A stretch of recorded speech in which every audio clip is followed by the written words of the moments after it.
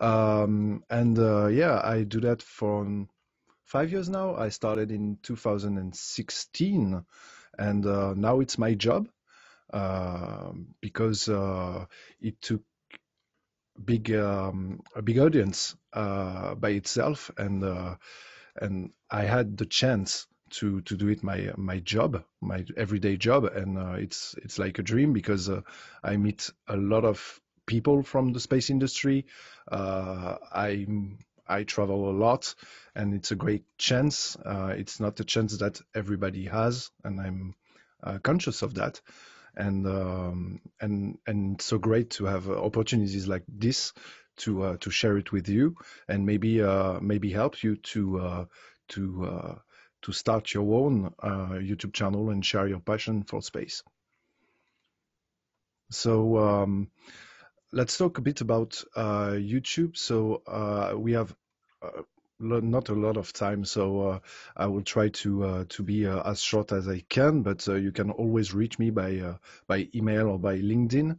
Um, so the main thing on YouTube is that in 2021 we have a lot of people on it, and every other social networks as well, like Twitch, like TikTok, etc.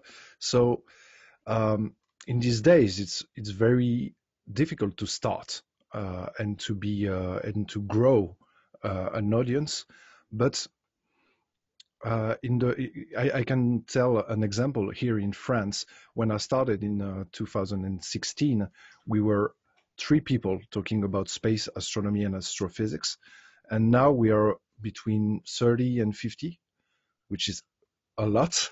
I also was the first one to live stream launches and space activities, and now we are like 20 to do it. It's very big now, and it's very difficult to get your little place and to be seen somewhere. So you have to first you have to know the algorithm of YouTube. It's very complicated because it changes a lot, and it can put a lot of pressure on you. But the main thing is to understand how YouTube works in terms of algorithm. If you know that, you can grow easily, and you can be helped by this algorithm to be seen by your audience. Um, and what it's okay for whatever you do.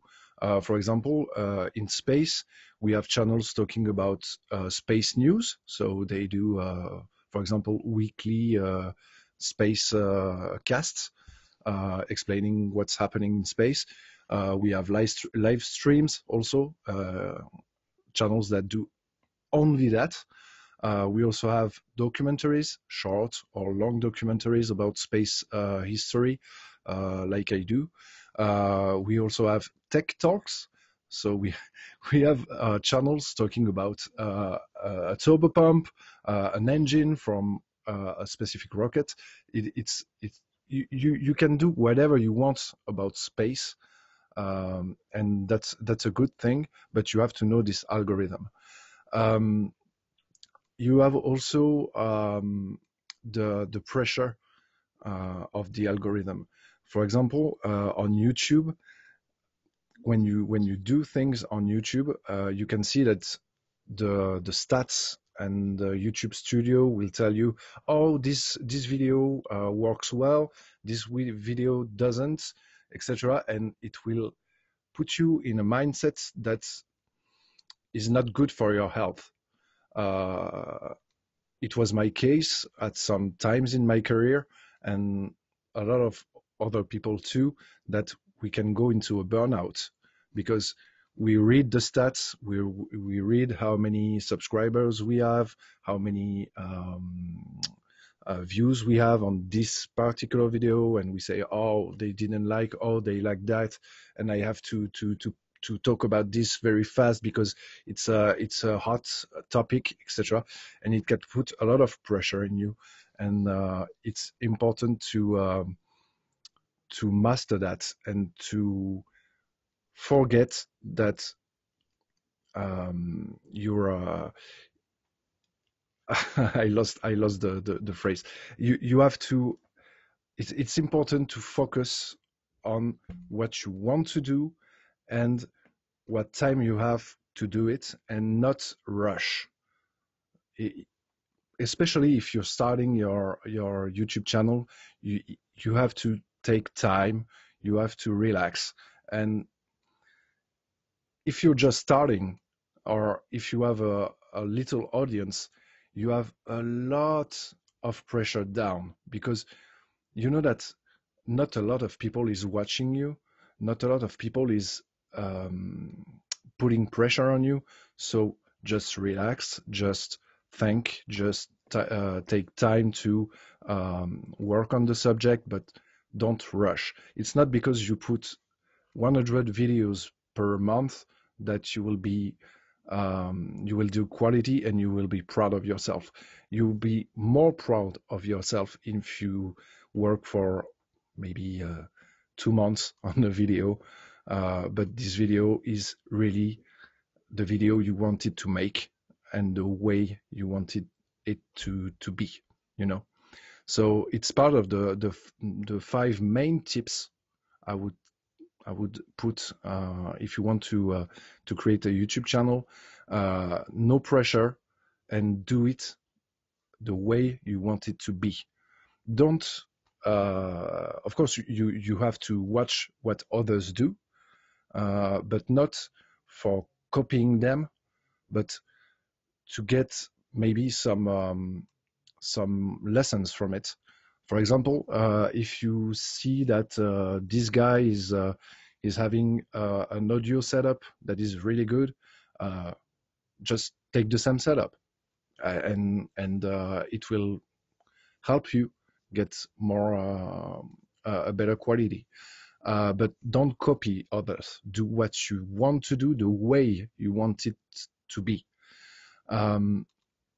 And do it the way you see space. You know, we don't see space the same way.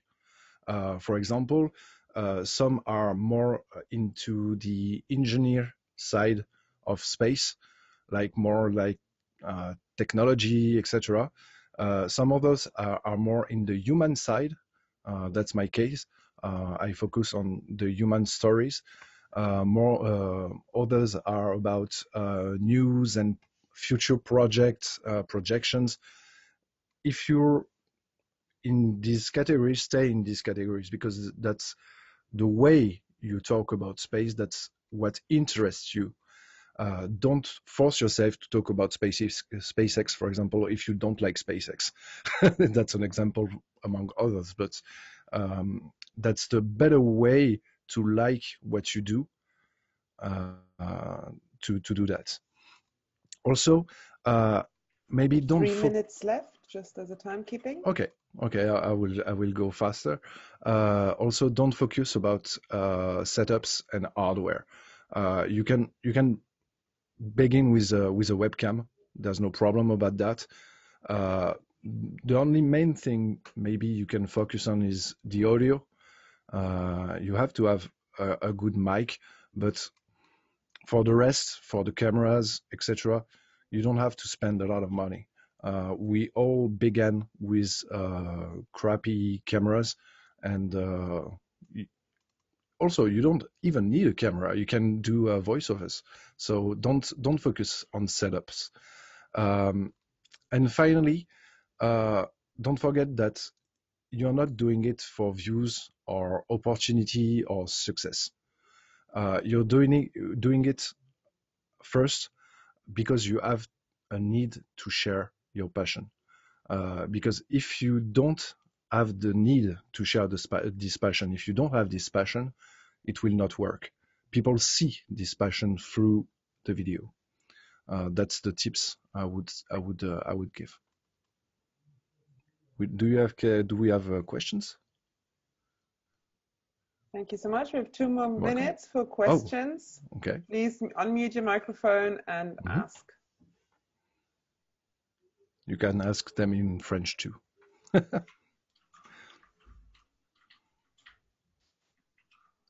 Well, I'll ask the question then. What tips would you have for, again, finding your own style? Because you did say, obviously, to not compare, but you can look at what others do to be inspired, or maybe to find out how to set yourself apart. Is there a tip where you say it can help you maybe go in this direction, do this, do a pros cons list to find out what your style is? Or what would you say? I think your styles come, your personal style come with time, you know. My example, at the beginning, it was really messy because I didn't really know, I didn't really find at the first video how I would tell the story. And now I found the narrative way I like, but it took like 2 years. So yeah, you have to make things and learn while making, I think, about yourself and your way to tell stories. Okay, that's very good to know. Thank you so much. Are there any other questions? We have 1 more minute. Yeah, I have a question, Jennifer Millard, if that's okay. Hi, Jennifer. Yes. Hi. Thank you for your talk. It was lovely. Lots of great advice. I host a podcast called Awesome Astronomy, and we keep getting calls from people to say, oh, you should go on YouTube. You should translate this onto YouTube. Do you have any advice for sort of switching from a pure audio format to a video one? Oh, you can still do audio formats on YouTube. I do that often, and you know, not a lot of my videos are really face cams. You know, I mostly do voiceovers, so maybe you can just add some videos, some image above your podcast. I always do my videos first in audio, and then I had images, I had archives, I had things. So maybe you can do that. That's what I would say. That sounds good. That was the sort of thing that we've been thinking about doing as a starting point, and I'm glad to hear that it would be something sensible to begin with. Obviously, that adds work. Because it's not just a WAV file, you know. But there's a few of us, so hopefully we can sort of spread the load. I do everything alone, so you can. Thank you. You're welcome. Well, thank you so much. And thank you so much, everyone, for joining us in this breakout room. I hope you had a great conference so far. I'd ask you now to please go back to the plenary so we can continue the conference there. And thank you so much, Vincent, for being here with us today. You're welcome. For sharing your knowledge and for taking the time. Thank you, guys. See ya. Bye.